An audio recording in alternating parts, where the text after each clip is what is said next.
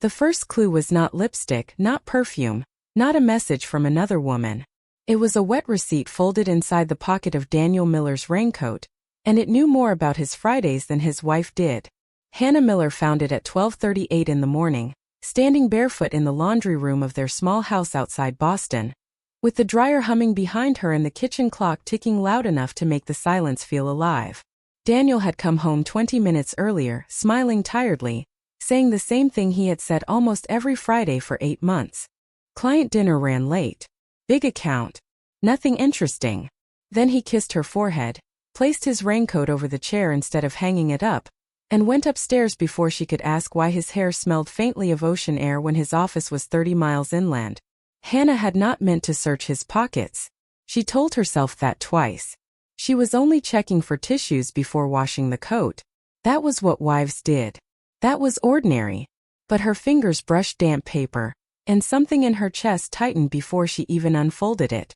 The receipt was soft from rain, the ink slightly blurred, but the details were still clear. Harbolite Grill. Cape Bend, Massachusetts. Friday, 8:17 p.m. Table 12. 2 entrees. 2 sparkling waters. 1 slice of chocolate cake.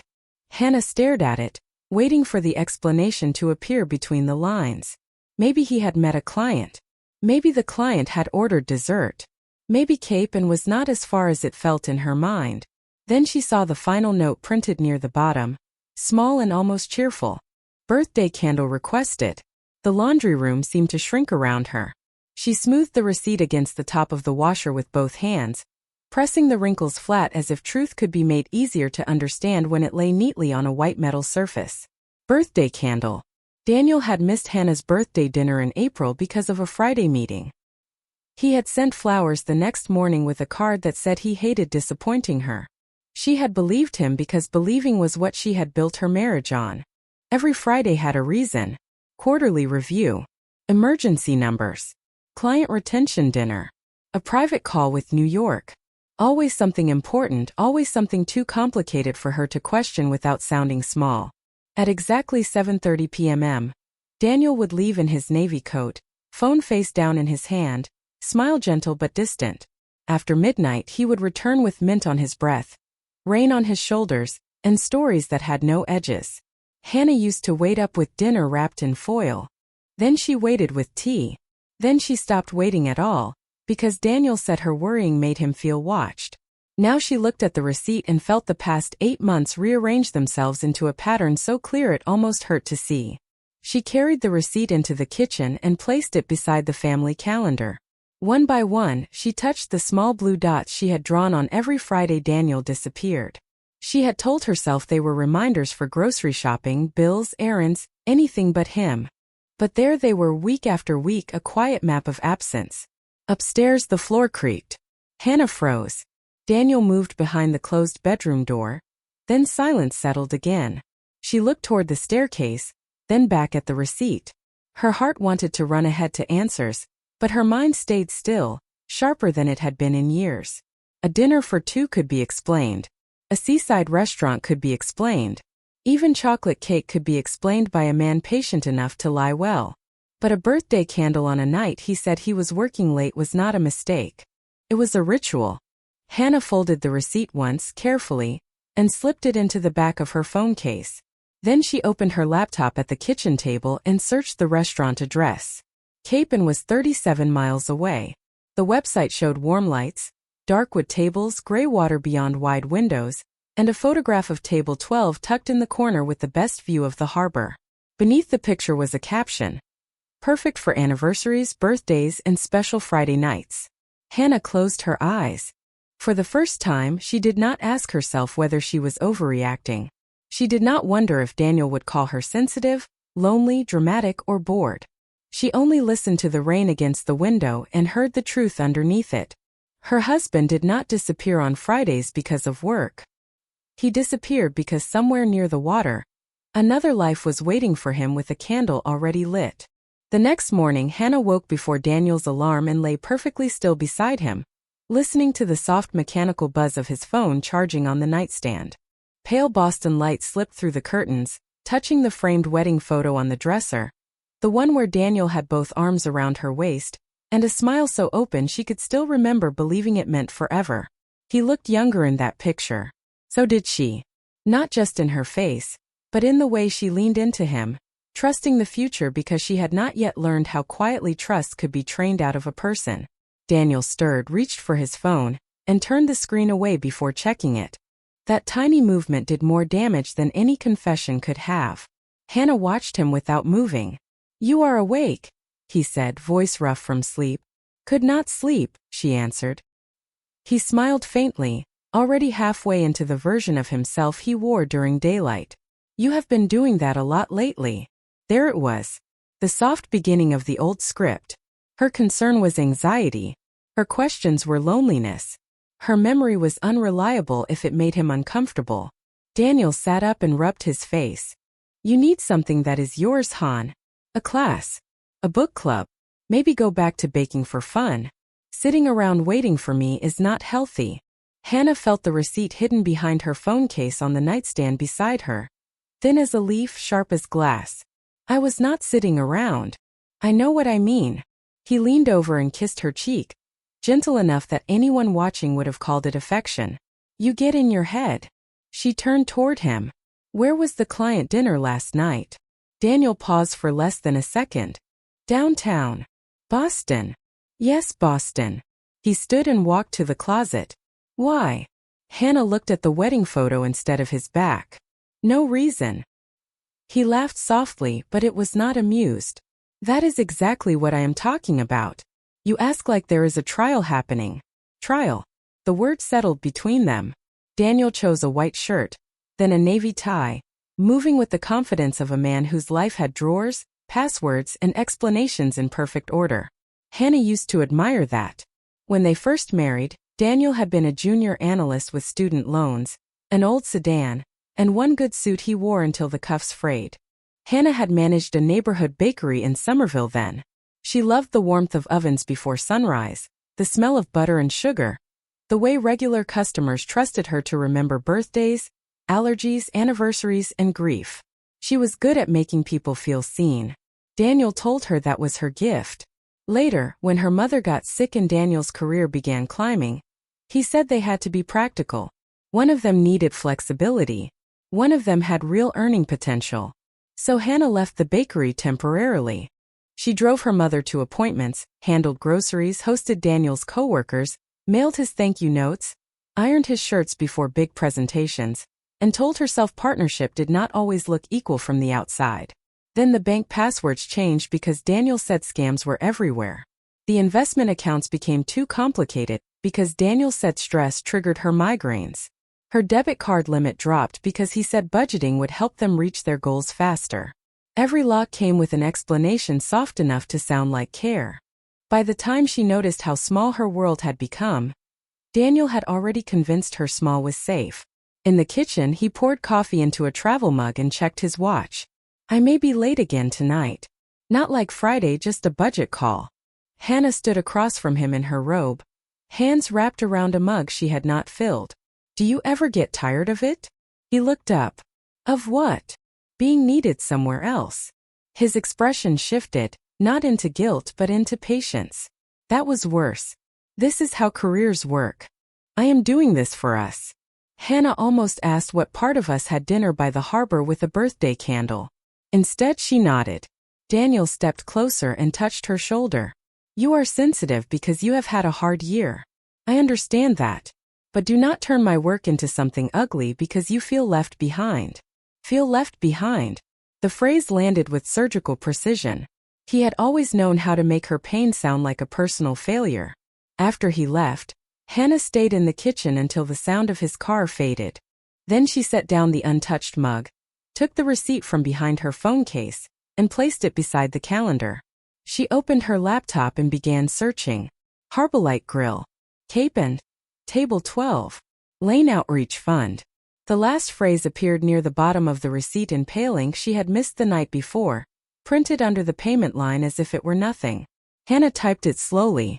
A charity website appeared, full of smiling donors, seaside fundraisers, and polished language about community dinners for families in need.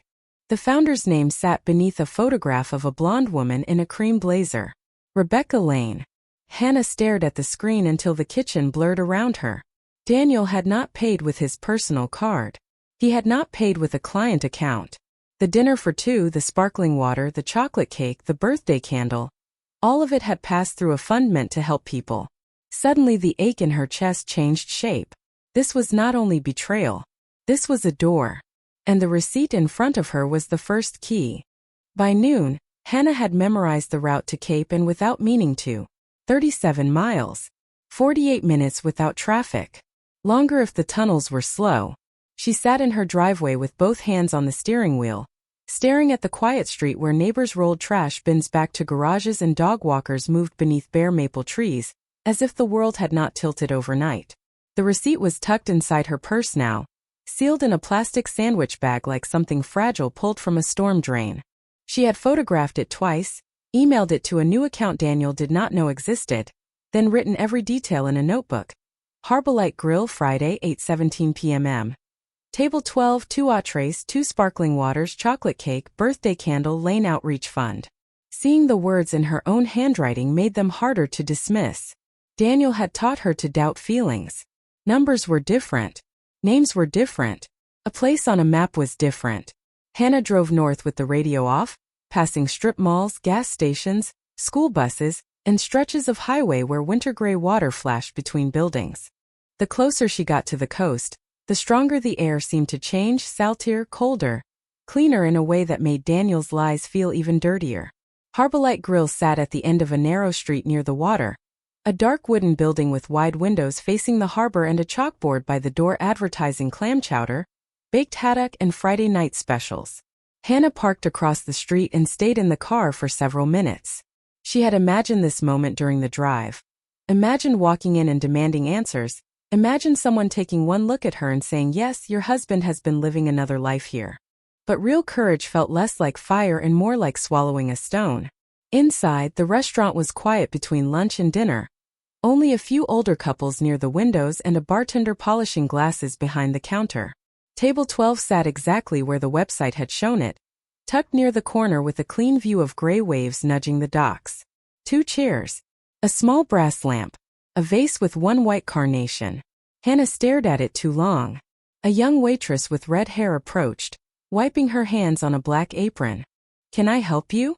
Hannah opened her mouth, but no sound came out at first. She took the receipt from her purse and unfolded the plastic carefully. "I know this is strange," she said, her voice low. "I am trying to understand a charge. Do you remember who was here that night?" The waitress glanced at the receipt, then at Hannah's face. Something in her expression softened with recognition, not of Hannah, but of the situation. "Friday, table 12, she said quietly. "That is usually reserved." Hannah felt the word usually settle in her stomach. "By who?" The waitress hesitated. "I probably should not give out customer information." "I understand." Hannah nodded, fighting the sting behind her eyes. "I am not asking for gossip. I just need to know if my husband was here." She opened her phone and showed a picture of Daniel from a company picnic, his arm around her shoulders, his smile bright under summer sun. The waitress looked at the screen for 1 second. Then her face changed. "Yes," she said softly. "That is him." The room blurred at the edges, but Hannah forced herself to stay upright. "Was he with a client?" The waitress looked toward the kitchen, then back at her. "He comes with a woman. Blonde, elegant, maybe late 30s. Her name is Rebecca. At least, that is what the hostess calls her. Rebecca Lane." Hannah heard the name like a door closing. "How often?" "Most Fridays." The answer was gentle, which somehow made it worse. Hannah looked at table 12 again, at the 2 chairs facing each other, at the view Daniel had crossed 37 miles to sit beside. "The birthday candle," she whispered. "Was it for her?" The waitress pressed her lips together. "Sometimes it is a birthday. Sometimes he just asks for it anyway. He says Fridays are special." Hannah's fingers tightened around the phone. Fridays are special. At home, Fridays had become the shape of absence. Here they had become a celebration. She wanted to hate the table. She wanted to hate the candle, the window, the gray harbor, the waitress for knowing, herself for not knowing sooner. Instead, she asked the question that had been waiting behind every other question. Did he ever talk about me? The waitress's eyes filled with pity, and pity answered before words could. I only heard him say he had a complicated home situation. Hannah almost laughed. Complicated? Not a wife who had folded his shirts, paid his early debts, and stayed quiet while he called control protection. Not a marriage. A situation. She thanked the waitress because manners were still stitched into her even when her heart was unraveling. Outside, the wind off the harbor cut through her coat. She walked to the edge of the sidewalk and looked at the water, gray and restless under a low sky. A gull cried somewhere above the docks. In her purse, the receipt seemed heavier now, no longer just proof of a dinner, but proof of a ritual, a reserved table, a woman with a name, and a life Daniel had polished enough for candles. Hannah took one photograph of the restaurant from across the street. Then she opened the Lane Outreach Fund website again. Rebecca's smiling face loaded on the screen, framed by words like compassion, dignity, and community trust. At the bottom of the page, a sponsor logo caught Hannah's eye. Whitmore Foundation. Major donor. Boston office. Hannah stared at it until the cold reached her hands. If Daniel's lie had touched a charity, and that charity had touched a billionaire's foundation, then the truth had just become larger than her marriage.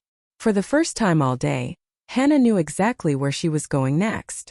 The Whitmore Foundation office stood in Boston's Seaport District, all glass, steel, and clean lines against a bright afternoon sky. Hannah paused outside the revolving doors with her purse pressed close to her ribs, feeling suddenly aware of everything ordinary about herself. Her beige wool coat, her sensible shoes, the tired crease between her eyebrows, the receipt sealed in plastic like a secret too small to change anything and too heavy to ignore.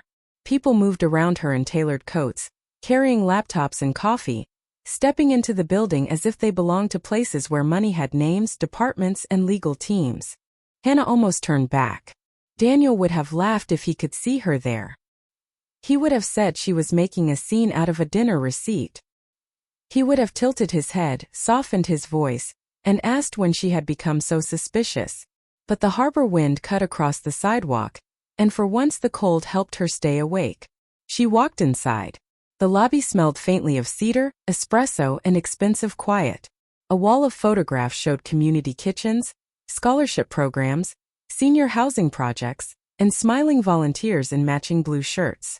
Near the reception desk, the Whitmore Foundation logo appeared in brushed silver letters. Hannah gave her name to the receptionist and said she had information about Lane Outreach Fund. The woman's professional smile changed by one careful inch. "Do you have an appointment?" "No," Hannah said, "but I have a receipt connected to one of your funded programs." The receptionist looked at the plastic bag in Hannah's hand, then picked up the phone. 10 minutes later, Hannah was led to a conference room with frosted glass walls and a view of Boston Harbor. She sat at the table without removing her coat. Her hands stayed folded around the receipt.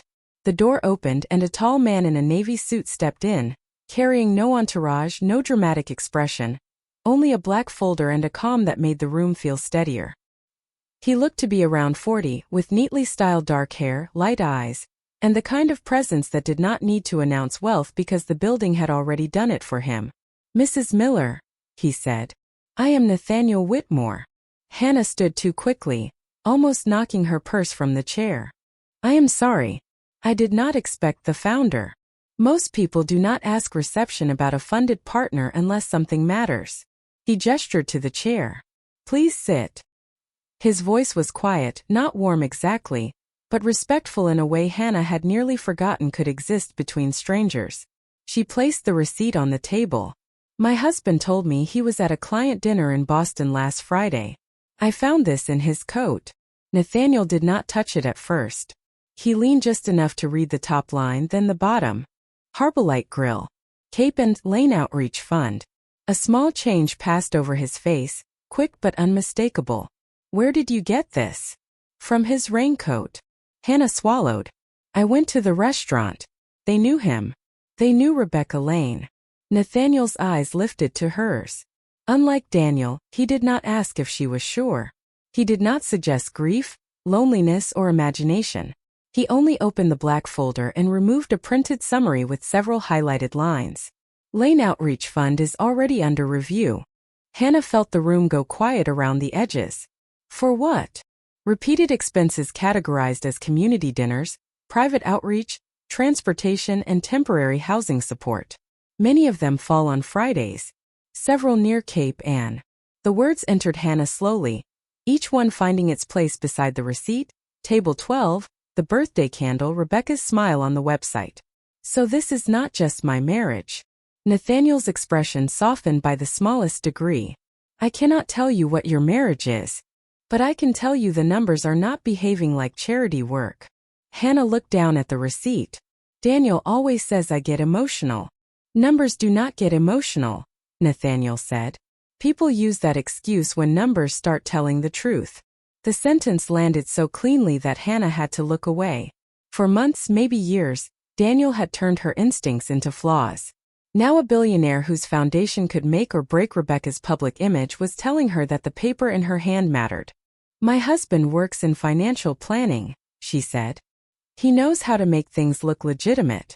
Then we will need to be more careful than he is. Nathaniel slid a business card across the table, but stopped before it reached her, giving her the choice to take it. I can ask my audit team to review the transaction code, but only through proper channels. I will not use your pain as a shortcut. Hannah studied him. Powerful men had always made her nervous because Daniel had taught her that power meant control. But Nathaniel Whitmore did not lean over her. He did not hurry her. He did not turn her discovery into his performance. Why would you help me? She asked. He looked out at the harbor for a moment, where the water flashed silver beneath the afternoon light. Because a charity should never be used as a hiding place, he said. And because someone has been counting on you to doubt yourself. Hannah picked up the card. It felt heavier than paper. Her phone buzzed inside her purse. A message from Daniel lit the screen. Where are you? She stared at the words, then at the receipt, then at Nathaniel across the table. For the first time she did not feel caught. She felt witnessed. And somewhere between the glass walls, the harbor light, and the billionaire who read numbers like confessions, Hannah understood that Friday nights had left a trail. Daniel had built a secret life because he believed she would never follow it. He had forgotten that even the smallest receipt could learn how to speak. The invitation to the Lane Outreach Fund Gala arrived 2 days later, printed on thick cream paper with gold lettering and Rebecca Lane's name curved across the bottom like a signature on someone else's kindness. Daniel left it on the kitchen counter where Hannah could not miss it, beside a small bouquet of white tulips and a note that said, Big night. Wear the green dress. Hannah stood over the envelope for a long time, feeling the old version of herself rise out of habit. The old Hannah would have been grateful for the flowers. She would have chosen the dress he liked, curled her hair the way he preferred, and practiced smiling in the bathroom mirror until her face looked calm enough to protect his image. But this time, behind her phone case, the receipt waited like a heartbeat. Behind the receipt, Nathaniel Whitmore's card sat tucked in her wallet. And behind both of those things, something inside Hannah had stopped asking permission to notice the truth. Daniel came downstairs at 6 o'clock in a black suit, adjusting his cufflinks as if nothing in their house had changed. The donors tonight are important, he said. Rebecca has worked hard on this event, and the foundation board will be watching. Please try to enjoy yourself. Hannah looked at him through the mirror in the hallway. Is Rebecca a client? Daniel's fingers paused for half a second at his sleeve. She is a community partner. That is not what I asked. He turned with the patient smile she had learned to fear more than anger. Do not do this tonight, Han. You have been tense all week. People will notice. There it was again. Not a denial. A warning wrapped in concern. The gala was held in a restored waterfront hotel in Boston, where tall windows reflected chandeliers, champagne glasses, and women in silk dresses laughing softly under the music. A banner near the entrance read Lane Outreach Fund. Restoring dignity, one family at a time. Hannah read the words twice and felt the irony press against her ribs. Daniel placed his hand at the center of her back as they entered the ballroom, guiding her toward a circle of donors. My wife, Hannah, he said warmly. She keeps me grounded. The phrase used to make her feel loved. Now it sounded rehearsed. Rebecca Lane appeared near the stage in a cream gown, blonde hair smooth over one shoulder, her smile bright enough for photographs and empty enough for Hannah to recognize it. Daniel's hand left Hannah's back for just a moment when Rebecca approached. Not long. Not obvious. But Hannah saw the glance they exchanged, quick and practiced, like two people checking whether the curtains were still closed. "Hannah," Rebecca said, extending both hands, "Daniel has told me so much about you." Hannah let Rebecca take her hands, feeling the cool polish of her rings. "That is interesting," she said. "I have heard very little about you." Rebecca's smile did not move, but her eyes sharpened. Daniel laughed lightly and touched Hannah's elbow. "She is joking." Hannah has a dry sense of humor. Around them, several guests smiled with polite uncertainty. Daniel leaned close, his voice dropping. "Careful." The word was so soft no one else heard it, but Hannah did. For the next hour, she watched Rebecca accept praise for programs Hannah could not find real records for. Community dinners, temporary housing, emergency family support. Every phrase floated through the ballroom, polished and weightless, while the receipt in Hannah's purse carried one specific truth. Table 12, chocolate cake, birthday candle. Then Daniel began his performance. Near the donor wall, he spoke to a silver-haired board member with a sorrowful tilt of his head. "Hannah has had a difficult season since her mother passed," he said quietly, just loud enough for the circle to hear. "Sometimes grief makes ordinary things feel suspicious." Hannah felt the room narrow. A woman beside her glanced over with soft pity. Another looked away. Daniel was not defending himself. He was shrinking her before she could speak. Rebecca stood behind him, watching the trap close. Before Hannah could decide whether to walk out or finally say everything, the music faded. Nathaniel Whitmore stepped onto the small stage, wearing a navy tuxedo and the same composed expression he had worn in the foundation office. The room settled immediately. "Before we continue with tonight's awards," he said, "the Whitmore Foundation would like to recognize a kind of courage that often goes unnoticed. The courage of people who keep asking questions when others tell them to stay quiet." Hannah's breath caught. Daniel's hand tightened around his glass. Nathaniel looked toward her, not dramatically, not possessively, simply with calm certainty. "Mrs. Hannah Miller, would you join me for a moment?" Every face turned. Daniel whispered, "Do not." But the word came too late. Hannah was already walking. Her legs trembled beneath the green dress, but she did not stop. At the stage, Nathaniel stepped aside and left the microphone for her, giving her space instead of taking it. Hannah looked out at the donors, at Rebecca's frozen smile, at Daniel's warning eyes, and at the banner promising dignity. Her hand slipped into her purse and touched the folded receipt. She did not pull it out yet. Not here. Not before the numbers were ready. But she let it remind her what was real. "For a long time," Hannah said, her voice soft but clear, "I believed that being a good wife meant making excuses for silence. Tonight, I am learning that dignity begins when a woman stops apologizing for asking where the truth went." The ballroom became very still. Daniel's face lost its careful warmth. Rebecca looked down at her glass. Hannah did not accuse. She did not need to. For the first time in years, she stood in one of Daniel's polished rooms without becoming smaller inside it. And somewhere beneath the chandeliers, beneath the charity speeches and the perfect flowers, the paper trail waited, patient and precise, ready for the night when it would no longer fit inside her purse. The drive home from the gala was quieter than any argument Hannah could remember. Daniel kept his eyes on the road, one hand on the wheel, the other resting near the gearshift, his wedding band catching the passing streetlights as if it still meant something simple. Hannah sat beside him with the receipt hidden in her purse and Nathaniel's words echoing beneath the silence. "Dignity begins when a woman stops apologizing for asking where the truth went."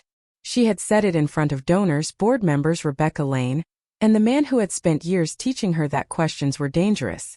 Now Daniel did not look patient. He did not look tired. He looked exposed. When they reached the house, he opened the front door, stepped inside, and turned before Hannah could remove her coat. "What exactly do you think you accomplished tonight?" His voice was low, controlled, shaped carefully enough to sound reasonable if anyone had been listening. Hannah placed her purse on the entry table. "I told the truth without saying your name. You embarrassed me." "No," she said. "You were embarrassed because you recognized yourself." His face tightened. For a moment, the living room felt smaller than it was, with the beige sofa, the framed wedding photo, the bookshelves he had chosen because they looked expensive, and the soft table lamp that made everything seem warmer than it felt. Daniel loosened his tie and laughed once. Nathaniel Whitmore has no idea who you are. He saw a vulnerable woman and decided to play hero. Do not confuse attention with respect. Hannah looked at him carefully. That would have worked on her once. He knew it.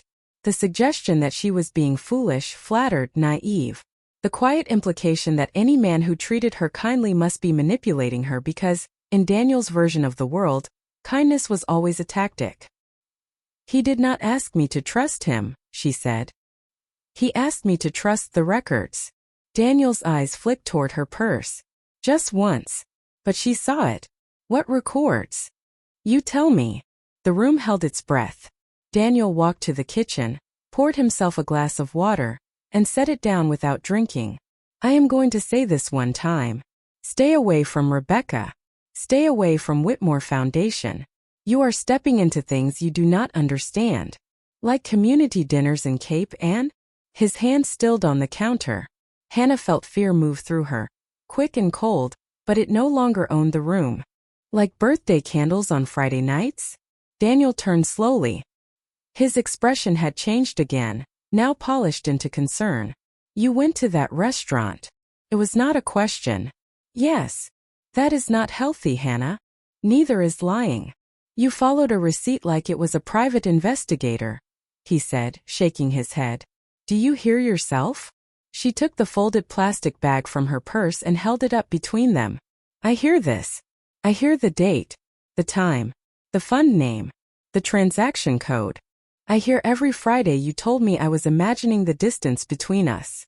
For the first time, Daniel had no immediate answer. Then his phone lit up on the counter. Rebecca Lane. He moved to turn it face down, but Hannah had already seen the name.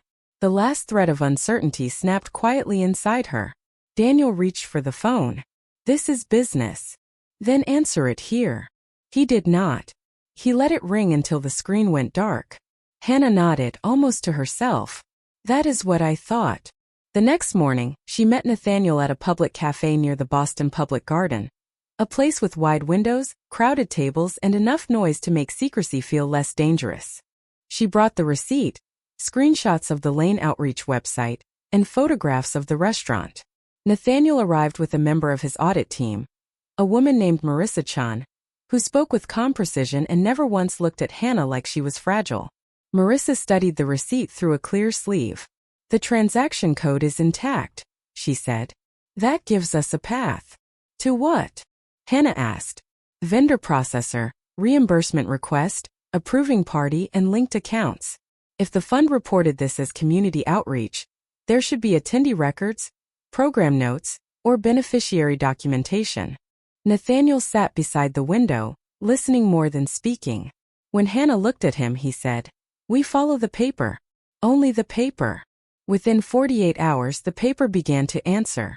The dinner at Harbolite Grill was not isolated. There were rentals near Cape and categorized as temporary housing support. Weekend grocery charges listed as family assistance. Private transportation billed as outreach visits. A monthly payment to a cottage management company, hidden under the name Harbor Community Services. Every line looked boring until placed beside the others. Then it became a map. Friday after Friday after Friday. Hannah sat at her kitchen table late that night, staring at the spreadsheet Marissa had sent to her private email. Daniel was upstairs, silent behind the bedroom door. She clicked one attachment, then another, until a scanned insurance document opened on the screen. The address made her stomach tighten. A cottage in Rockport, Massachusetts. Policyholder contact, Daniel Miller. Secondary contact, Rebecca Lane. Hannah read the line 3 times. There was no dramatic scream inside her. No sudden collapse. Only a slow, terrible clarity. This had not been a mistake that grew too large. This had been arranged, paid for, renewed, protected. A life with walls, utilities, insurance, dinners, and candles. Her marriage had not been interrupted by a secret. Her marriage had been funding one. The next afternoon, Nathaniel drove separately behind her to the Rockport address. While Marissa and a foundation attorney waited in town with the documentation they were legally allowed to review. The cottage sat on a quiet lane above the water, gray shingles, white trim, blue shutters, and a small porch facing the Atlantic. Hannah did not go inside. She did not need to. The mailbox carried a small brass label with 2 initials, D and R. The ocean wind pulled at her coat as she stood at the edge of the driveway, looking at the place where her husband's Fridays had gone to become real. Nathaniel remained a few feet away, his hands in his coat pockets, giving her the dignity of space. "I am not here to take over your life," he said quietly. "I am here to make sure no one buries the truth." Hannah looked at the cottage, then at the gray water beyond it. For years, Daniel had made her feel foolish for noticing emptiness. Now emptiness had an address. She took one photograph of the brass initials, then turned back toward the road. The receipt had opened the first door. The cottage had opened the second. And Hannah finally understood that the life Daniel disappeared into every Friday was not hidden because it was private. It was hidden because it was built on money, lies, and the belief that his wife would never learn how to read the trail. Daniel waited 3 days before he struck back, because men like him rarely moved in panic where others could see it. They moved through passwords, paperwork, and polite concern. Hannah discovered the first lockout on Monday morning when her debit card declined at the grocery store over a bag of apples, a carton of milk, and a small box of tea. The cashier was kind enough to look away, which somehow made the humiliation sharper. Hannah stepped aside, opened her banking app, and saw the message in cold blue letters. Access temporarily unavailable. She tried the credit card next. Declined. By the time she reached her car, her phone was buzzing with a text from Daniel. "We need boundaries. Joint accounts paused until you calm down." Hannah sat in the driver's seat with the grocery bag still on the passenger seat, feeling the old fear rise like water around her ankles. Money had always been Daniel's cleanest weapon. He never had to raise his voice when he could lower a limit, change a password, or call it financial responsibility. For a moment, she was back in the version of her life where every choice had to pass through him first. Then her phone buzzed again, this time from her sister, Emily. "Are you okay? Daniel says you are spiraling and involving strangers in private problems." Hannah closed her eyes. There it was. The second strike. Not just money. Reputation. By noon, 3 friends had sent careful messages wrapped in concern. One asked if she needed rest. Another suggested grief counseling. A third said Daniel seemed worried sick. Hannah read each message at the kitchen table, the same place where she had first unfolded the receipt, and felt something colder than anger settle inside her. He was not only hiding a life, he was building a case against hers. That evening, Daniel came home early for the first time in weeks. He entered with a folder under one arm and the calm expression of a man arriving to fix a problem he had created. "We need to be adults," he said. Hannah stood by the sink, hands dry, eyes steady. "Adults do not lock their wives out of grocery money. I paused shared access because your behavior has become unpredictable." He placed the folder on the counter. "You went to Rockport. You contacted Whitmore.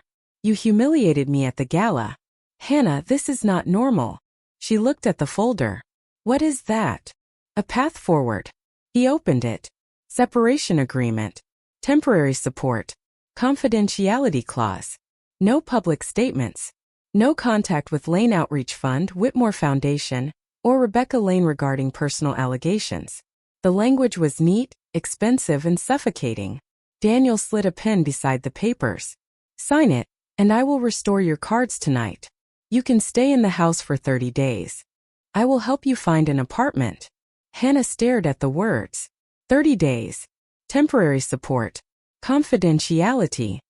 He was offering her a smaller cage with a cleaner lock. "You want me quiet. I want you protected from embarrassing yourself further." "No," she said, voice low. "You want the receipt to disappear." Daniel's eyes sharpened. "Only for a second. A receipt proves dinner. Nothing else." Hannah almost smiled. He had given her what she needed without realizing it.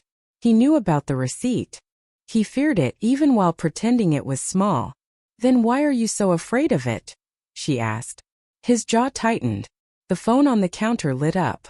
Rebecca Lane. Daniel reached for it, But Hannah saw the name in the preview before he turned it over. Website is down. Need new language before board asks. The room became still. Daniel slipped the phone into his pocket. You are reading private messages now? You left it where the truth could show. He stepped closer, not enough to touch her, but enough to crowd the air. Take the agreement, Hannah. Before people stop feeling sorry for you. The old Hannah would have folded under that sentence. She would have imagined whispers, judgment, pity, losing the house, losing friends, losing the last pieces of a life she had already been living without ownership. But the new Hannah thought of table 12. The birthday candle. The brass initials on the cottage mailbox. The spreadsheet Marissa had sent. The transaction code still printed clearly at the bottom of the receipt. She picked up the pen. Daniel exhaled softly, believing he had one. Then she wrote one sentence across the first page instead of her signature. I will not be paid to doubt myself. She placed the pen down. Daniel's face went pale in the quiet kitchen light. You have no idea what you are doing. Hannah folded her copy of the receipt from her pocket and set it on top of the agreement. For the first time in years, she said, I think I do. That night, she packed a small suitcase and left before Daniel could turn another lock into a lesson. She did not go to a hotel he could track through shared cards. She went to Emily's apartment in Cambridge, where her sister opened the door in sweatpants, looked at Hannah's face, and said nothing before pulling her into a long silent embrace. By midnight, Hannah had called Nathaniel from Emily's kitchen table. She told him about the frozen accounts, the messages to friends, the separation agreement, the confidentiality clause, and Rebecca's website disappearing. Nathaniel listened without interrupting. When he finally spoke, his voice was quiet and certain. Do you still have the original receipt? Hannah touched the plastic sleeve in her purse. Yes. Good. Tomorrow morning, Marissa can match the transaction code against the fund's processor records. If Rebecca removed the website, that may help us. Deleted pages leave timestamps. Payment trails leave more. Hannah looked through Emily's kitchen window at the lights of Cambridge, blurred by drizzle. Daniel thinks it is just a receipt. Then he has underestimated paper, Nathaniel said. After the call ended, Hannah sat alone with the receipt under the yellow kitchen light. It looked ordinary, almost laughably small. A damp slip from a restaurant printer. But it had survived rain, denial, humiliation, and Daniel's attempt to buy silence. It had outlasted the version of Hannah who needed permission to believe her own eyes. Tomorrow the auditors would follow its numbers. Tonight, Hannah slipped it back into its sleeve and whispered to the quiet apartment, You are not small anymore. By 9 o'clock the next morning, Hannah was sitting in a private conference room at the Whitmore Foundation with the original receipt in a clear sleeve on the table, while Marissa Chun connected her laptop to a large wall screen. Nathaniel stood near the windows with his arms folded, quiet as the harbor light moved across the glass. He had not asked Hannah if she was ready. He seemed to understand that ready was not the same as willing, and willing was sometimes the only strength a person had left. Marissa began with the transaction code at the bottom of the receipt. One small string of numbers, nearly blurred by rain, became a doorway into payment records, reimbursement files, vendor notes, and internal approvals. On the screen, Harbolite Grill appeared first, then a matching reimbursement request submitted by Lane Outreach Fund under Community Family Dinner. The attached description claimed that 12 low-income residents had been served through a Friday support program. Hannah stared at the line until her eyes burned. 12 residents. In reality, it had been Daniel, Rebecca, 2 sparkling waters, chocolate cake, and a candle. Marissa clicked again. More Fridays appeared. The same restaurant. The same fund. Similar descriptions. Then grocery charges in Rockport marked emergency pantry supplies. Cottage payments marked temporary family housing. Private car services marked outreach transportation. Each line alone looked small enough to excuse. Together, they formed a life Daniel had hidden inside charitable language. Nathaniel spoke only once. Who approved the reimbursements? Marissa opened the next file. Daniel Miller. Financial consultant. External review authorization. Hannah felt the name pass through her like cold water. There it was, not in rumor, not in suspicion, not in the trembling place Daniel had always called her imagination, but in black letters on a foundation record. Daniel had not simply followed Rebecca into a secret life. He had helped build the accounting around it. By noon, the foundation board had called an emergency meeting. Hannah did not want to attend, but Marissa said the original receipt mattered, and Nathaniel added that Hannah's voice mattered too, only if she chose to use it. She chose. The boardroom was smaller than the gala ballroom, but the pressure inside felt heavier. Rebecca Lane sat at one end of the table in a cream blazer, her hands folded, her smile reduced to something thin and professional. Daniel sat beside her, wearing the expression of a tired husband dragged into a misunderstanding. When Hannah entered with Nathaniel and Marissa, Daniel looked at her with practiced concern. "Hannah," he said softly, as if speaking to someone fragile, "you should not be here." She pulled out the chair across from him and sat down. "That is what you always say when I am close to the truth." A board member cleared his throat. Nathaniel nodded to Marissa. The screen came alive.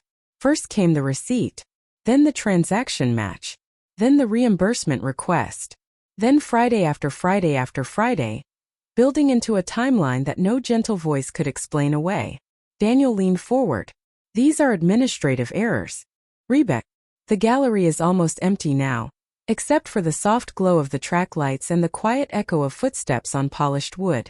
Emma stands in the center of the room, still holding the small sketchbook against her chest, as if it is the only thing keeping her heart from spilling out. On the walls around her are the pieces she once drew at midnight after double shifts, on bus rides with tired hands, in a rented room where the heater rattled and the windows would not close all the way. Back then, those drawings felt like private prayers. Tonight, people with expensive coats and careful smiles stood in front of them and saw beauty. Liam stands a few feet away, not reaching for her, not rushing her, just waiting. That alone tells her something has changed. The old Liam Parker would have fixed the problem with money, timing, and power. This man is learning to stand still and let the truth breathe. Emma looks at the first sketch she ever showed him, the little park bench beneath the crooked oak tree. He remembered.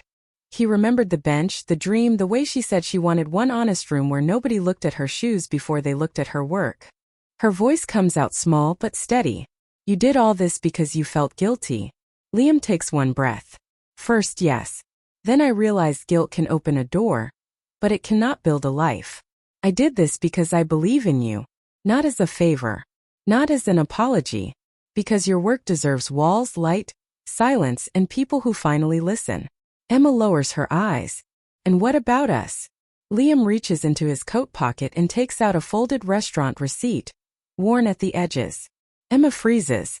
It is from that first night, the night she sat at the wrong table, the night she called him Kevin, the night she ran out with her cheeks burning and her heart embarrassed by how easily it had opened. "I kept this," he says softly, "because it was the first time in years someone spoke to me like I was just a man. Not a company. Not a headline. Not a last name. Just me." Emma blinks fast, fighting the warmth in her eyes. Outside, New York glows beyond the tall windows, busy and bright, but inside the gallery everything feels quiet enough for a promise. Liam steps closer, then slowly lowers himself to one knee. There is no crowd now, no cameras, no applause waiting to trap her answer. Just the man who hurt her, the man who tried to make it right, and the truth sitting between them like a fragile flame. He opens a small velvet box. The ring is simple, elegant, not loud.